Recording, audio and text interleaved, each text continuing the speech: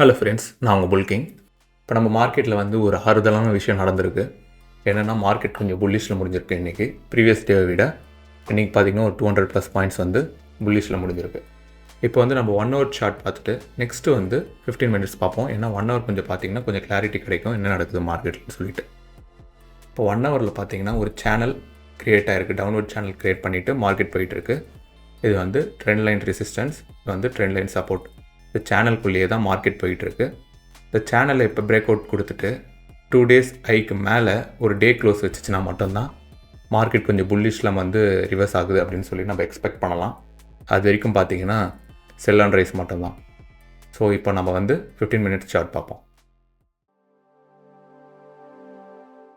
நாளைக்கான இன்ட்ராடே செட்டப்பில் strong race வந்து 237702 23710. இமிடியேட் ரேஸ் பார்த்தீங்கன்னா 235412 23491 அண்ட் இமிடியேட் சப்போர்ட் பார்த்தீங்கன்னா 231802 23120 அண்ட் அதை ஃபாலோ பண்ணி கீழே வந்தீங்கன்னா ஸ்ட்ராங் சப்போர்ட் வந்து 229562 22894.